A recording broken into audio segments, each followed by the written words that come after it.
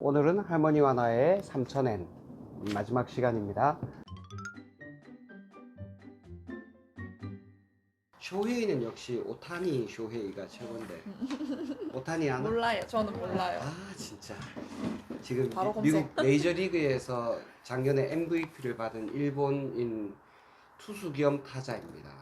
나이도 어린데다가 똑똑하기도 엄청 똑똑해요. 오. 이 사람이 중학생 때 자기가 세계적인 그 야구 선수가 되기 위한 목록을 적은 게 있어. 이렇게 9가지 네모난 칸으로 만들어 가지고 거기 제일 한가운데 좋은 인성이 들어가 있어. 인성, 체력, 끈기 그런 게 쭉 9가지가 있는데 그 9가지를 키우기 위해 가지고 그 9가지를 각각 또 어떻게 키우는가. 뭐 예를 들어서 저기 상체 근력을 키우기 위한 9가지 방법 이래가지고 또 쫙 적고 또 쫙 적고 그걸 계속 한다는 거야. 미쳤어 이 사람은. 오늘 미호의 얘기를 한번 해보겠습니다. 제목은 오늘은 전략가들인데 미호의 이야기로 미호의 관점에서 지금 이야기를 하고 있습니다. 그 쇼헤이를 만났는데 알고 보니까 대학 다닐 때 학자금을 우리 돈으로 약 5천만 원 정도 빚을 내서 공부를 한 거죠. 근데 쇼헤이 본인은 잘 몰랐고 부모님이 쇼헤이 몰래 돈을 빌려가지고 뭐 그렇게 썼던 것 같아요. 그런데 이 5천만 원 빚을 가진 이 남자와 결혼을 해야 되느냐 아니면 끝내고 새로운 인연을 찾아야 되느냐. 사실 처음 시작하는 사람한테 5천만 원은 엄청 크죠. 엄청 커. 정말 큰 돈이죠. 그런데 그 고민을 해결해 가는 과정에서 이 미호의 할머니가 굉장히 지혜롭게 이 문제를 본인이 모아놓았던 돈을 일부 주고 또 이 미호의 부모님도 일부 돈을 보태서 빚을 먼저 해결하고 그 빚을 차차 두 사람이 이제 갚아 나가는 걸로 이렇게 정리가 됐고 그거에 대해서 쇼헤이도 이 빚을 갚는데 다른 사람의 도움을 빌리려고 생각하지 않고 자기가 알고 빌린 빚은 아니지만 부모님이 한 일이지만 어쨌든 자기가 공부하는 데 쓴 돈이기 때문에 자기가 스스로 절약해서 책임지고 이걸 해결하겠다는 의지를 보여줬죠.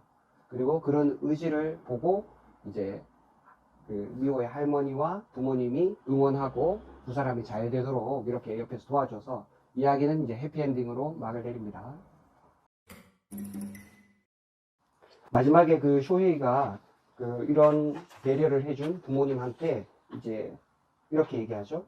앞으로도 어쩌면 미호에게 실수하는 일이 있을지 모르지만 그때는 부디 저를 잘 가르쳐 주시길 부탁드리겠습니다. 쇼헤이가 이거에 대해서 자기가 배우고 또 자기가 부족한 점이 있다는 걸 다 같이 인정하는 거잖아요. 그래서 저는 이 쇼헤이의 태도가 되게 마음에 들었어요. 그리고 미호가 쇼헤이를 어디서 만났죠? 강연에서 만났어요. 거기 보면 쇼헤이에 대해서 이렇게 쓰고 있어요. 그런 공부 모임이나 강연, 아침 모임 같은 걸 좋아할 뿐이었다. 쇼헤이가 이런 거 좋아한다는 거예요. 이런 데서 여러분이 남자를 만나셔야 돼요. 공부 모임에서 그리고 조찬 모임 같은 데서 사람을 만나셔야 돼요. 저녁 모임에서 만나면 안 됩니다. 술 먹고 2차, 3차 가고 노래방 가서 여러분은 힘든 인생을 사시게 될 거예요. 그러니까 여러분은 공부 모임에서 만나야 되고 조찬 모임에서 만나야 돼요. 왜냐하면 이런 사람들은 삶의 목적이 무언가를 배우는 데 있다는 거예요. 무언가를 가지는 것에 그 삶의 목적이 있는 사람을 만난다면 아쉽게도 가지고 싶은 것은 모든 사람의 공통된 욕망이에요. 그렇지만 가지고 싶은 걸 다 가질 수 있나요? 불가능하죠. 그런데 무언가를 배우는 것은 평생 할 수 있어요. 이게 훨씬 더 현실적이에요. 그런데 더 가지고 싶은 사람, 더 마시고 더 놀고 싶은 사람을 저녁에 만날 수 있겠죠. 근데 뭔가를 배우고 싶은 사람은 아침에 만날 수 있어요.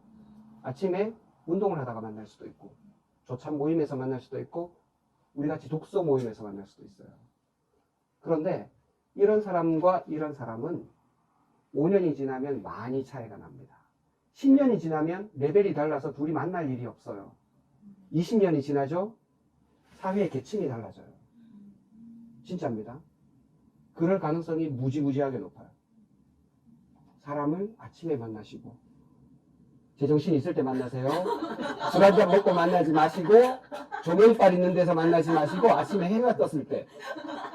자연광으로 만나요. 자연광으로 만나셔야 돼요. 아니 이번 일이 무조건 올려주세요. 진짜 모든요 이혼 여성들에게 너무 와닿을 것 같아요. 아, 그래요? 진짜. 자연광에서 만나시고, 조찬 모임에서 만나시고, 술 먹고 만나지 말고.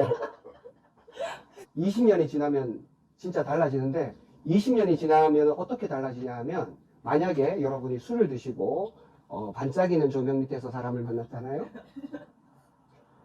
꼭 요런 애들이 한 둘씩 밑에 있는데, 이거 감당하기가 힘듭니다. 여러분이 20년 지나면, 자기 남편만 힘든 게 아니고, 애들도 힘들어. 그러면 자기 노후를 이거 뒤치다거리 하느라고 보내야 돼요. 인생이 정말 힘들어져. 완전 우시는 거 아니에요? 의견을 좋아하시는 것 같아요. 너무 강조하는 것 같아. 아침에 만나잖아요. 10살만 돼도 일이 줄어들어요. 그리고 평생이 편안하게 지나가요.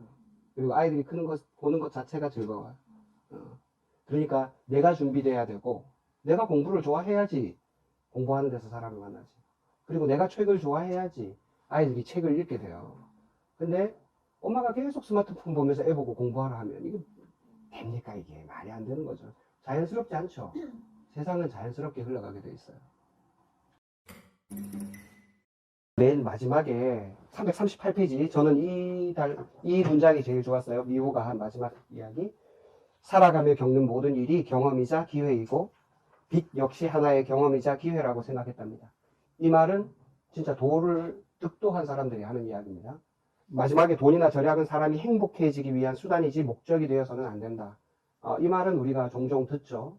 그렇지만 앞에 이야기한 이 얘기, 살아가며 겪는 모든 일이 경험이자 기회이다. 빛도 역시 하나의 경험이자 기회라고 생각했답니다. 이거는 진짜 깨달은 사람이 할 수 있는 얘기예요. 왜냐하면 이 빚이라는 것은 우리가 피하고 싶은 일이죠. 부정적인 사건이야. 그런데 이걸 경험이라고 생각하고 기회라고 생각한다는 것은 이 사람이 삶의 모든 순간을 사랑하고 있다는 뜻이에요. 우리는 불편한 사건은 피하려고 하고 우리가 편안한 이야기들은 우리가 취하려고 하죠. 그런데 그게 사람 본능이잖아. 빚은 피하고 로또는 취하고 이게 사람의 본성인데 희한하게 사람의 본성대로 살면은요 자칫 잘못해서 느낌대로 사는 사람이 될 수 있어요. 근데 우리 사람의 감각은요 생각만큼 그렇게 정확하지 않은 때가 많습니다. 느낌을 무시해서도 안 되지만 무조건 느낌에 끌려가서도 안 돼요. 왜냐하면 느낌은, 나쁜 느낌은 무조건 피하려고 하거든요. 좋은 느낌은 취하려고 하고, 그러니까 술 먹고 기분이 좋으니까 계속 술을 먹으려고 하죠. 그런데 그 느낌대로 살면 어떻게 됩니까? 우리처럼 되는 거죠. 이렇게 되면 안 되잖아. 자기 느낌을 돌아볼 수 있는 사람. 이 불편한 느낌이지만 미호는 이 불편한 느낌을 피하지 않고 그대로 자기가 받아들였죠. 이 경험을 소중한 기회라고 여겼다는 거야. 그러면 우리가 성장할 수 있어요. 이게 가장 좋은 공부예요. 세상에 이것보다 더 좋은 공부는 없습니다. 내가 불편한 일을 그대로 직시할 수 있는가. 불편한 것을 직시할 수 있다는 것은 그 뒤에 깔려있는 문제의 본질을 내가 경험한다는 거예요. 문제의 본질 안으로 들어가게 되면 우리가 문제가 더 이상 문제가 아니라는 걸 알게 돼요.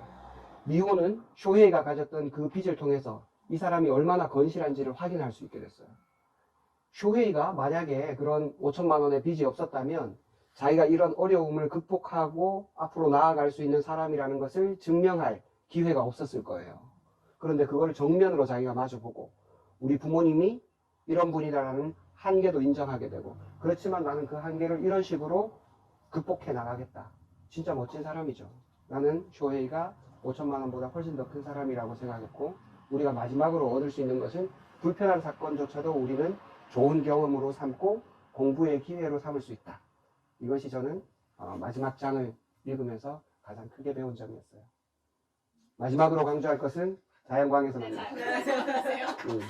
감사합니다. 네, 수고하셨습니다. 마치겠습니다.